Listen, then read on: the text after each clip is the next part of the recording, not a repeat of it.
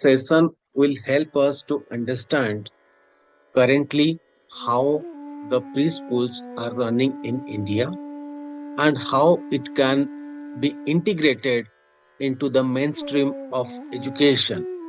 Now, if we look to the overall guideline of NCRT as a part of National Education Policy for 2020, then it clearly defines the existing models for preschools, and this becomes the guiding principle for various stakeholders who want to make a mark in the preschool education system in India. Now, if we look to various models of preschool functioning in India, they are basically classified into five categories. Number one is the Anganwadi centers under the ICDS program of Government of India. We'll be discussing details on that. Second is the stand-alone preschools, which are operating mostly by the private sector. Then third category of the preschool system is the schools run mostly by not-for-profit organizations. Since education is a welfare component for the overall society, so government makes some plans for the education to happen under not-for-profit setup. Then fourth category of the setup is Anganwadis, which are co-located within the premises of the primary schools, and we'll discuss them also in details. And the fifth category is that all the schools under government and private sector which have got the kindergarten to class 10 or class 12 education system. So all of the preschool system may fall under one of these five categories. Now let's look further and understand how each one of the system defines the preschool education system in India. Now let's come to the very first category, which is the Anganwadi centers under ICDS program. Before we understand the preschool education and Anganwadi centers, let's understand the concept of ICDS program. Now, ICDS stands for Integrated Child Development Services. And if we look back, this program was launched in the year 1975 and discontinued just after 3 years of its operation in the year 1978. And again, it was relaunched during the 10th five-year plan, which uh, was in the year 2002 to 2007. Now, the basic objective of these integrated child development services was to provision of nutrition to the children in the age group of 2 to 6 years. Then preschool education system. Earlier, preschool education system was not formalized, but since government has a program called ICDS, then it was thought the preschool education system may be integrated into this big umbrella of government program. Then primary health care, including immunization, which is very, very critical for a child. So these are the very basic objective for which the integrated child development services was launched in India, and currently it's running. And the education along with health becomes the integral part of these services. Now, another concept which was predominantly impacting the education of girl child. So this gender inequality was another component which was taken into account under this program, so that the gender inequality can be handled with much structured approach through this program. Now, once we understood the ICDS program and its objective, let's understand Anganwadis, how it is become a part of ICDS. Now, Anganwadi centers are some structures which are standalone buildings in the proximity of a village, so that it becomes a quick access for the children residing in that village, so that they will be having easy access to both health and to education, considering the kind of objectives being set for the Anganwadi centers under ICDS program. Now, what does this Anganwadi center say? Do? Number one is that being an integral part of this ICDS program, it provides supplementary nutrition to the children.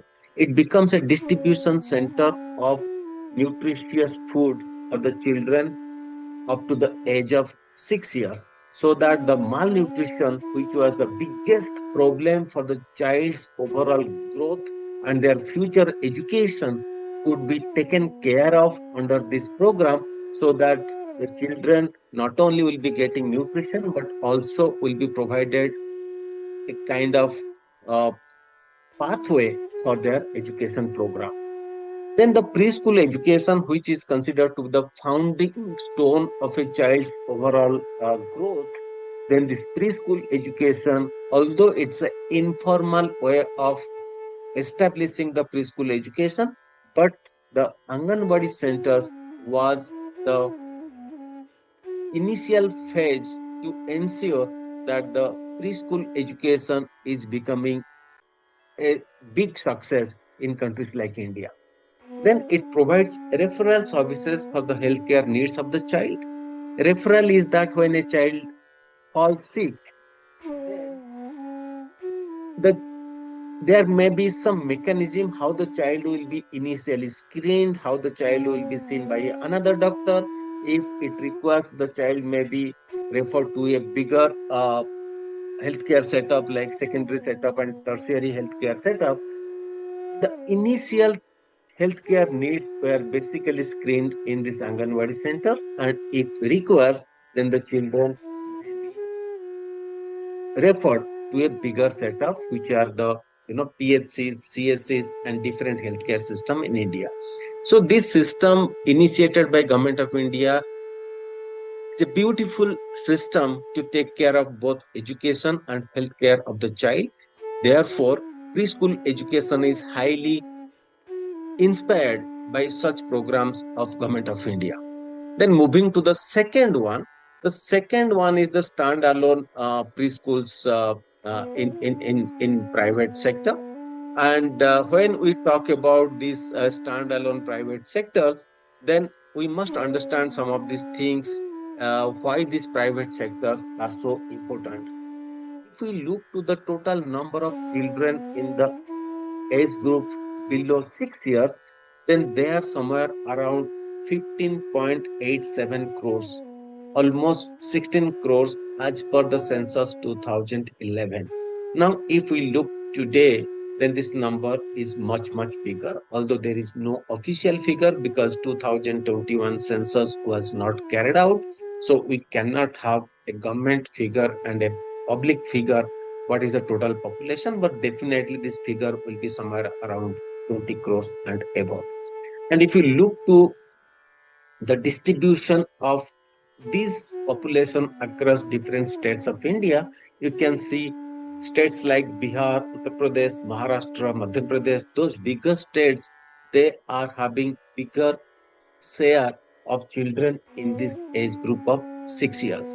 Now, when we talk of this huge population who needs the preschool education, and currently it is estimated that only 20% children in this 20 crores population, they have some access to preschools. When the need is so much and only 20% children are having good access, so it goes without saying the role of private sectors becomes very, very crucial in terms of providing this preschool education to the children in this age group. Now, if we take some estimation, then currently it is estimated that around 7.25 lakhs uh, preschools are there in India, which is taking care of the needs of only 20% children in tier 2, tier 3, and metro cities of India. And this number is expected to grow to cover the bigger population, and therefore the support or the role of private sectors in providing preschool education becomes very, very important. So under this preschool education system by private sector, it is assumed that more structured program, more structured pedagogy is in place, while the preschool education is provided by the private sector. Now, the third component of the preschool education system is the services provided by the not-for-profit organization.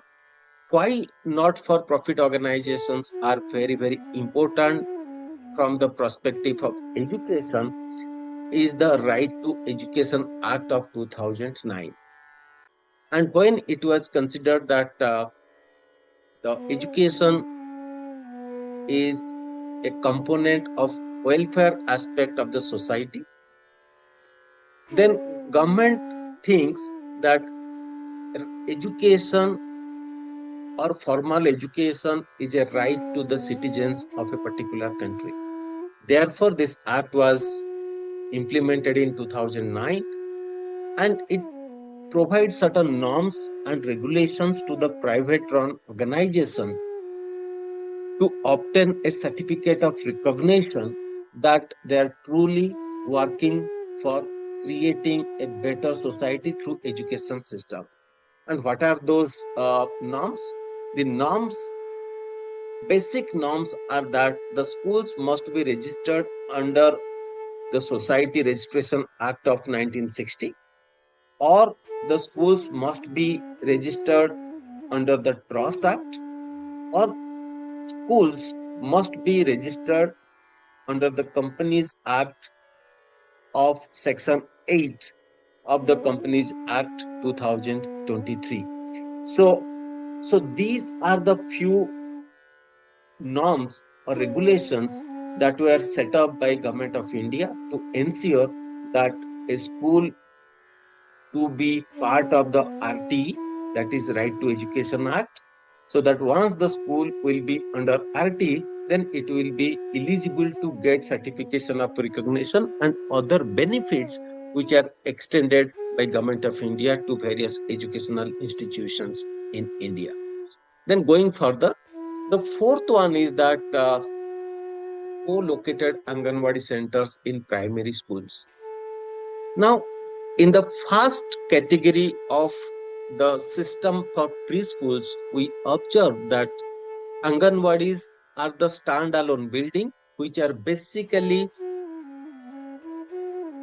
created to provide health and education requirement of the child. Now, because it was a standalone building, so the transition from the Anganwadi center to primary schools were little bit of difficult, and because of that, there was a lot of absenteeism, lots of dropouts of children from the Anganwadis to primary school because it was different. The parents were having difficulties in putting their children from Anganwadi center to another center. So, Government of India created these Anganwadi centers within the primary schools, basically through the recommendation of National Education Policy 2020. So, NEP 2020 talks about if we want to ensure the better enrollment in early child education and primary education, then we should have the Anganwadis as a part of the primary schooling system. So, as a result, we have few benefits. Number one is the better resource utilization, because if Anganwadis are standalone building, maintaining them either from the structural perspective or from the human resource perspective, it will be more costly than if it is integrated into one location. Then swift transition to primary education. When the child is taken care of preschool education in the same campus, then moving to primary education will be much easier. Then improved coordination and collaboration, not only from teachers to parents, but also teachers to teacher within two set of organizations. One is Anganwadi and one is primary schools. Then child-centric pedagogies will be possible, because normal pedagogy for primary and upper primary education is bit different than the pedagogies adopted in the preschool education system. And when both the centers will be in under one location and they are co-located, then the child-centric pedagogies will be very much possible, because there is a very common understanding that how the child is growing and adapting to the various educational uh, situations or educational systems in that particular physical locations. Now moving further, the last one of the system which provides, that is either government or private schools having K10 or K12 system in place. Now K10 and K12 concept is simply the extension of concept which we just understood and discussed, which is the co-located Anganwadis in primary school settings. Because the transition from one segment to another segment is difficult sometimes, and the same thing happens when the child is moving from a primary segment to the secondary and higher secondary segment. To avoid and to make sure all these things are taken care in a better way, the K10 or K12 system was adopted. K12, K10 or K12 system says the child's preschool education starts in same location where the primary, secondary and higher secondary education is taking place. Therefore, better resource utilization is very much guaranteed under this system. Then swift transition to primary education to higher education is very much possible, and most important thing is that dropout rate of children will be very less if the system adopts a K10 or K12 education.